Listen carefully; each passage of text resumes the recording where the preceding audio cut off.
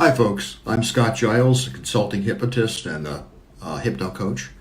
Uh, Today, I want to talk about goal setting and the mistakes I used to make when setting goals. And so perhaps they will be helpful to you in avoiding those mistakes that I used to make. Now, once upon a time, I was a parish minister. I am a clergyman. I do community ministry, which is ministry beyond the walls of the local congregation, and my hypnosis practice is, in fact, a community ministry. But for 13 years, I was a parish minister, serving first a small and then a larger congregation. In that role, I had lots of goals. I mean, my board had goals, committees had goals, and there were all kinds of things. I had lists and lists of goals, all of which were supposed to be done somehow by me without any budget or staff.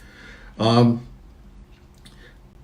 order for goal setting to be well formed, most people would say they need to be what's called SMART goals. Now, I think this actually comes out of neurolinguistic programming, although I'm not sure about that. But SMART is an acronym for specific, measurable, obtainable, relevant, and time-bound. And a good goal, a well-formulated goal, should be all of these things. It should be specific. It should say exactly what it is you will do. It should be measurable. That is, it provides a way to evaluate whether you were successful in achieving that goal or not.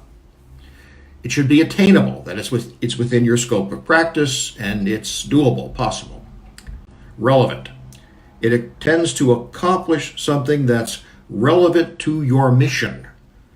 And finally, time-bound. It specifies when the task, the goal, will be achieved and complete. So, for example, my church wanted to rent its facility for wedding traffic. Well, the goal would be to increase traffic in wedding rentals by 15%. We can measure that. We know the revenue that comes in. It's attainable? Yeah, we have a facility, we have advertising. Certainly possible that if we advertise, we would get the wedding bookings. Relevant? Yeah, it's relevant to the mission of the church to serve its community by making its services available.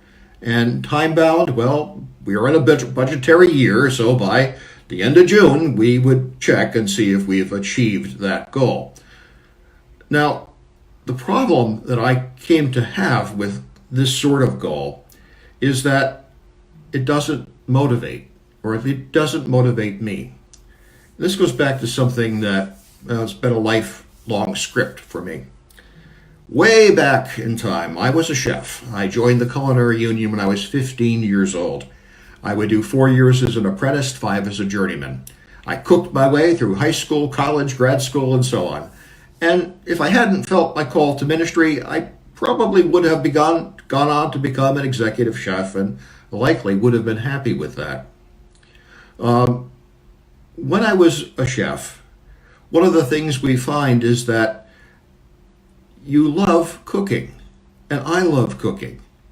But as I went up in the ranks, I became finally a sous chef, which is the second in command of a kitchen, and I wasn't cooking anymore. I was supervising people who were cooking. I didn't like supervising people who were cooking. I liked to cook. I felt my call to ministry, went back to school, trained, became a parish minister, serving a small church, then a larger one. At the end of that ministry, I wasn't doing ministry anymore. I was supervising the people who did ministry. I was spending my time with paperwork and policy books and committee meetings, that sort of thing. Stephen Covey, and by the way, when I became a community minister and opened my hypnosis practice, I made myself a promise that I was not going to allow that to happen again. I was going to keep my practice limited so that I do the work I enjoy, doing hypnosis with my clients. I was not going to sit here and supervise people who were hypnotizing others. Stephen Covey, in his book, The 7 Habits of Highly Effective People, makes a distinction between the important and the urgent. And he says there's a tyranny in the urgent. The important is what you need to do in your own life to be fulfilled and happy. The urgent is what everyone else wants you to do with your time to make them happy. And it's possible to get so wrapped up in the urgent that you never get around to doing anything important and you feel unfulfilled. And that was the problem with SMART goals. They may be well formed, but what was missing was the component of, did I really want to do them? Did I really want to produce 500 books about wedding rentals? Did I really want to write 24 ads for the local newspaper? Did I want to do that? Well, to achieve the goal, yeah, I had to, but I wasn't turned on by it. So I was involved with the tyranny of the urgent.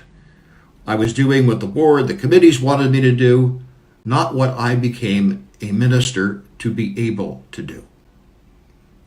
So the idea of a SMART goal needed to be reformulated.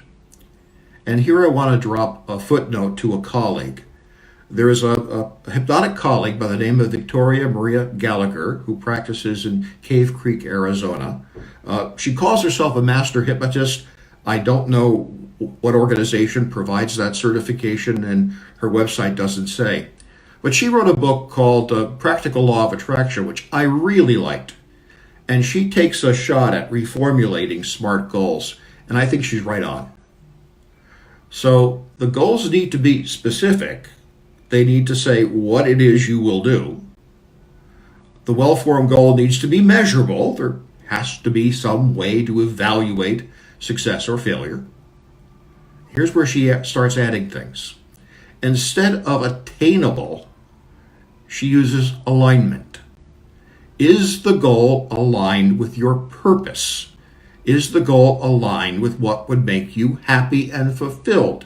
Is the goal aligned with something that is important rather than merely just urgent?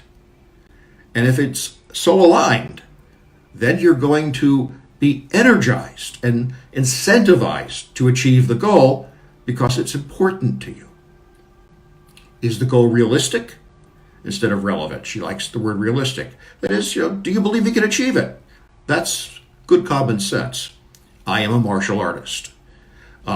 So it would be a goal that I would become a Brazilian Jiu-Jitsu black belt. It's aligned with my purpose, all right, but I'm a 68-year-old man with heart problems, so it's not at all realistic that I could do that kind of a very aerobic martial art.